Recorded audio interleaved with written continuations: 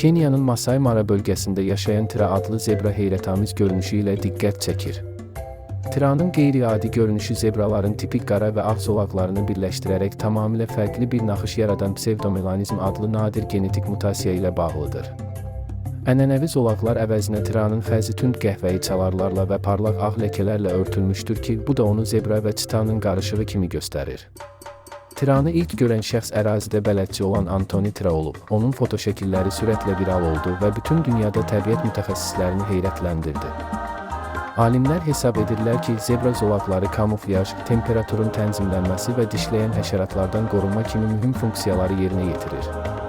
Bununla belə, tiranın qeyri-adi nümunəsinin vəhşi təbiətdə sağ qalmasına təsiri sirr olaraq qalır.